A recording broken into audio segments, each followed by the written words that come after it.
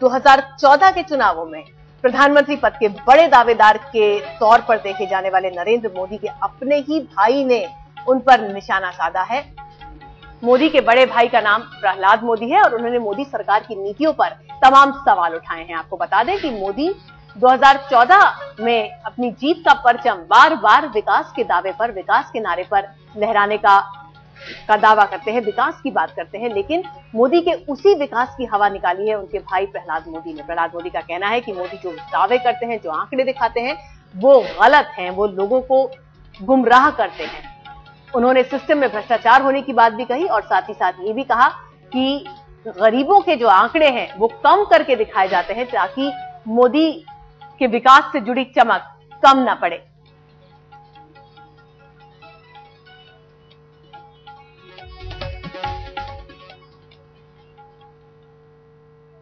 आखिर क्यों भाई ने भाई पर सवाल उठाए हैं और आरोप क्या क्या लगाए हैं, विस्तार से आपको दिखाते हैं एक एक करके वो तमाम आरोप जो प्रहलाद मोदी ने अपने भाई नरेंद्र मोदी के ऊपर लगाए हैं।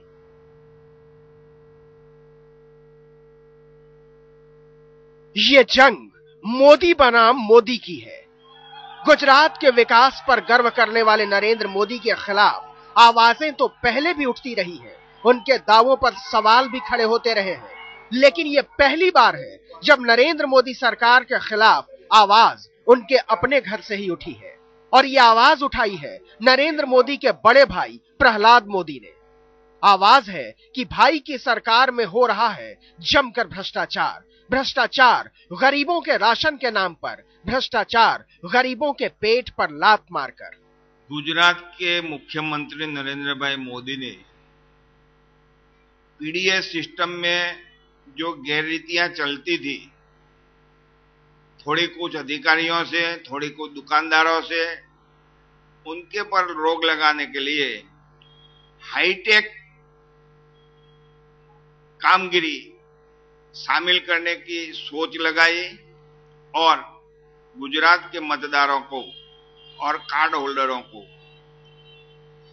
बार कोडेड बायोमेट्रिक कार्ड देने की साजिश तय हुई। गुजरात में आप भूल नहीं पाते होंगे नरेंद्र मोदी के दावों को, कैसे वो अपने हर मंच पर गुजरात के विकास की बात करते हैं, कैसे वो हर मंच पर गरीबी मिटाने का फार्मूला भी बताते हैं, कैसे वो गुजरात को भ्रष्टाचार के दाग से मुक्त दिखाते हैं। मित्रों, public distribution system, Gujarat is a state जिसने एक नियम बनाया है। मेरे जो फेयर प्राइस शॉप है, 50% फेयर प्राइस शॉप की ओनरशिप महिलाओं की है। मेरे यहाँ स्टेट ओन जो इनकम का रास्ता दिया है, मैंने महिलाओं को दिया है।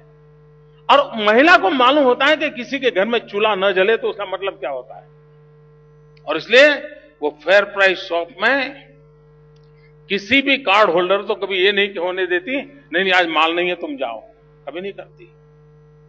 ये जो उसकी संवेदनशीलता है उसको हम क्यों काम में न लाएं, और उसका मेरे यहां प्रणाम है। अभी हम काफी बड़ी मात्रा में टेक्नोलॉजी लाए हैं इसमें, और पूरे सुप्रीम कोर्ट ने भी उसकी बड़ी तारीफ की है। 16 लाख, मित्रों आपको जानकर के हैरानी होगी, लोग कहते हैं ना करप्शन कैसे दूर होता है। 16 लाख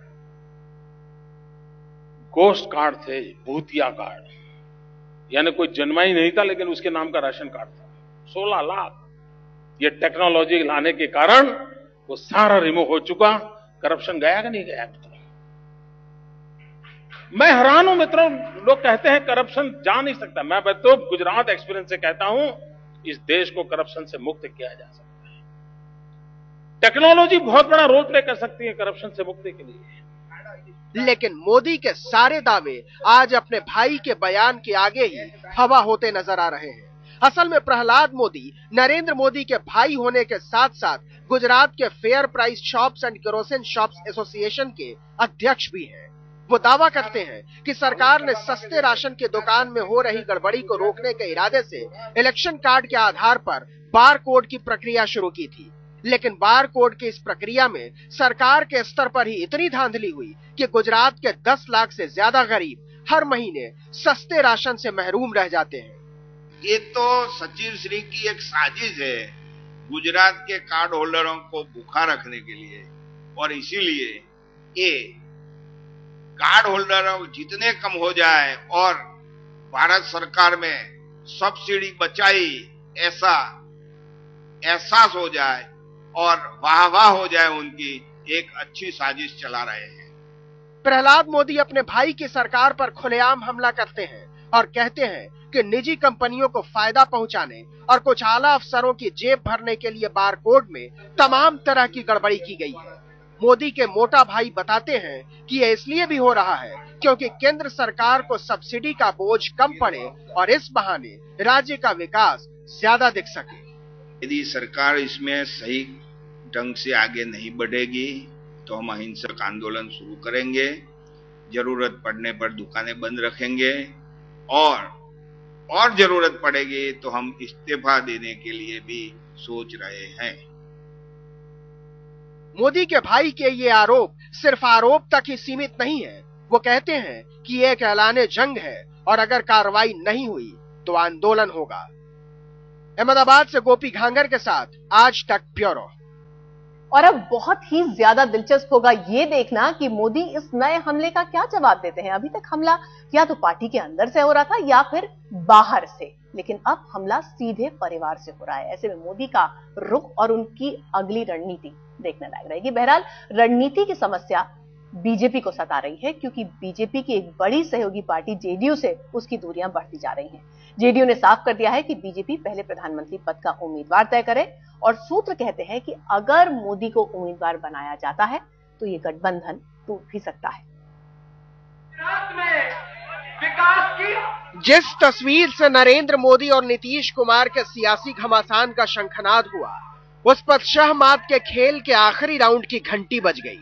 एनडीए में पीएम पद की उम्मीदवारी को लेकर जेडीयू ने इशारों ही इशारों में साफ कर दिया कि उसे मोदी किसी भी कीमत पर मंजूर नहीं।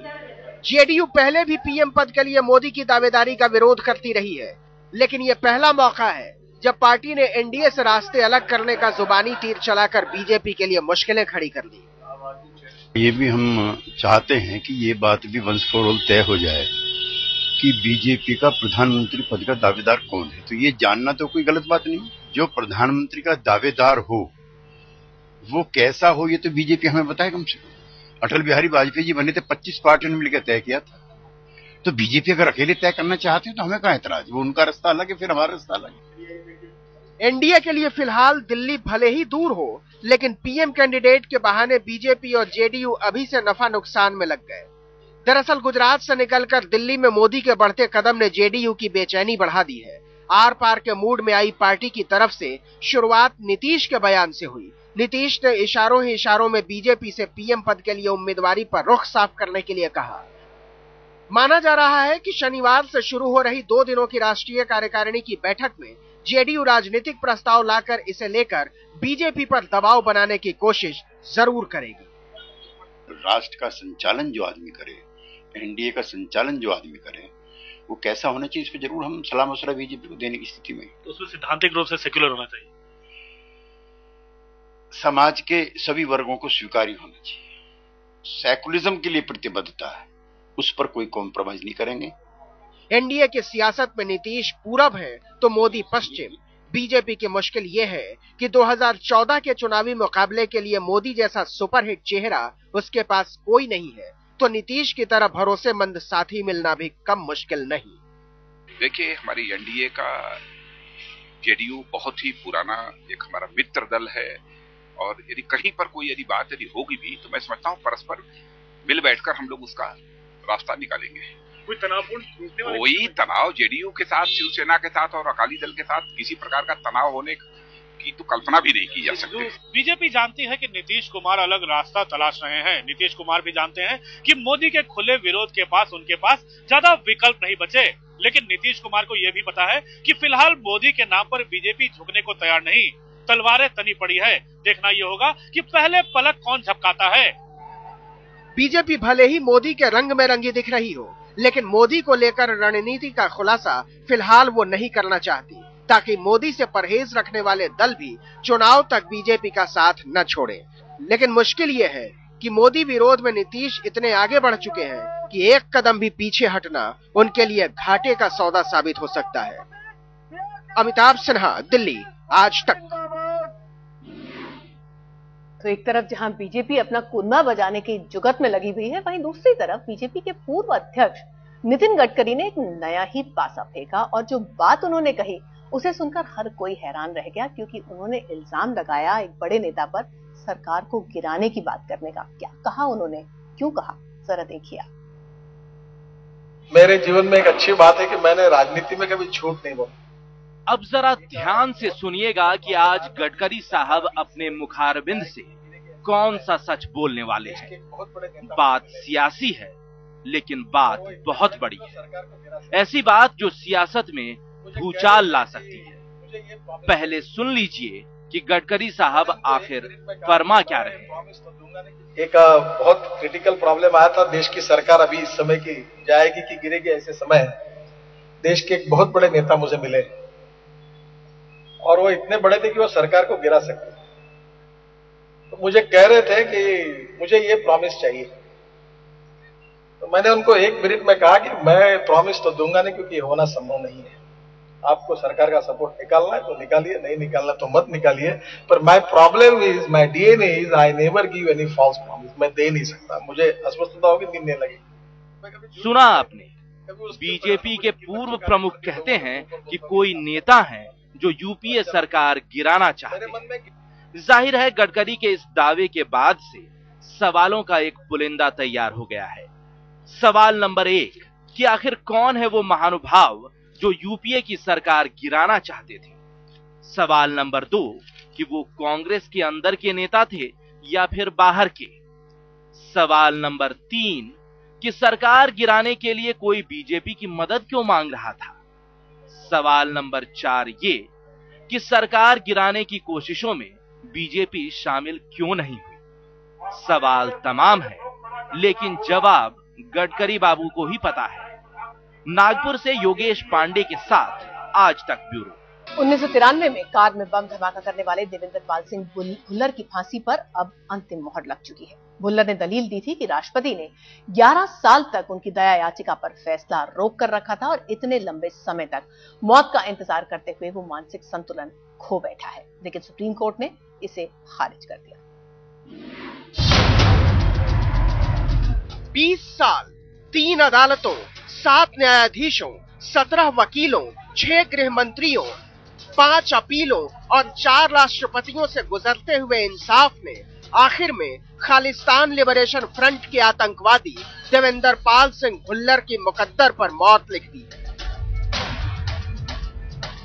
11-11 साल, 12-12 साल पे आप डिसाइड ही नहीं कर सकते केस को।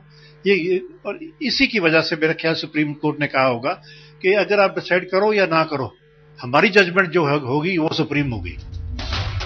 1993 में यूथ कांग्रेस के अध्यक्ष मनिंदरजीत सिंह बिट्टा पर हुए हमले की साजिश भुल्लर ने ही रची थी। इस हमले में 9 लोगों की मौत हो गई थी और 25 घायल हो गए थे। बिट्टा बाल बाल बचे थे। मुझे उम्मीद नहीं थी कि भुल्लर की फांसी मिलेगी या नहीं मिलेगी। मुझे ये था कि इसकी फांसी की सजा माफ होगी। आज फांसी का फैसला अहम फैसला है। हम सुप्रीम कोर्ट के आगे सिर झुकाते हैं। अदालत से मौत की सजा मिलने के बाद भुल्लर ने राष्ट्रपति के पास दया याचिका दाखिल की। इस याचिका पर 11 साल तक कोई फैसला नहीं हुआ। भुल्लर ने दलील दी कि इस दौरान वो मौत का इंतजार करता रहा, जिसकी वजह से उसकी दिमागी हालत खराब हो गई है, लिहाजा उसकी सजाए मौत को उम्र कैद में बदल दिया जाए। लेकिन सुप्रीम कोर्ट ने इस अपील पर ना लिख दिया है। तो अगर यही डिसमिस होना था, जब हमने डिले डाली थी पिटीशन, पहले दिन ही डिसमिस हो सकती थी। पर पहले दिन ही डिसमिस हो जाती तो हम अब 2 साल और सफर ना करते ना। तो it is very sad, political decision लग रहा है ही पॉलिटिकल। कानून का तो कुछ पॉइंट देखा ही नहीं गया। एक पुरानी कहावत है कि न्याय मिलने में देरी होना न्याय ना मिलने के बराबर है, लेकिन सुप्रीम कोर्ट के इस फैसले ने साबित कर दिया है कि यहाँ देर तो है लेकिन अंधेर नहीं। कानून की चक्की चलती धीरे जरूर है, लेकिन पीसती बहुत महीन है। खालिस्तान की आजादी के नाम पर देश को आतंकवाद का गुलाम बनाने की हसरत रखने वाला देवेंद्र पाल सिंह भुल्लर नाम का दाग जिंदा लोगों के इतिहास से अब हमेशा हमेशा के लिए मिट जाएगा। अदालत ने माना है कि इस जमहूरियत में अमन जिंदा रहे, अमन की उम्मीद जिंदा रहे, इसलिए भुल्लर की मौत जरूरी है। चंडीगढ़ से सत्येंद्र चौहान के साथ संजय शर्मा, दिल्ली, आज तक।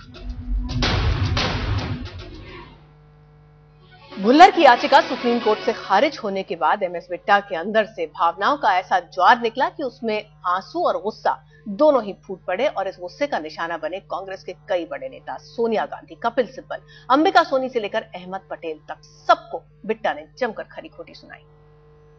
मैं श्रीमती सोनिया गांधी जी से बार बार टाइम मांगता रहा, पद पोस्ट लेने के लिए नहीं, बार बार टाइम मांगता रहा कि मुझे टाइम दे दीजिए। मैं एक सवाल पूछना चाहता हूं कि कपिल सिब्बल भुल्लर का वकील बन के केस क्यों लड़ा? मैंने कांग्रेस के लिए, देश के लिए गोलियां खाई। अंबिका सोनी ने मुझे क्यों कहा भुल्लर के मामले में चुप हो जाइए? जी, ना तो इसमें श्रीमती सोनिया गांधी, ना इसमें उस वक्त नरसिम्हा राव जी जिन्होंने मुझे बचाया। ये नीचे के नेता हैं। कौन है? नहीं, अब मैं उसके बारे में आप पता कीजिए। मामला इतना लंबा खिंचा कि इस पर राजनीति के भी कई रंग चढ़ते चले गए और सवाल इसीलिए शायद अब उठता है कि क्या दया याचिका के लिए भी कोई टाइम फ्रेम बनना चाहिए।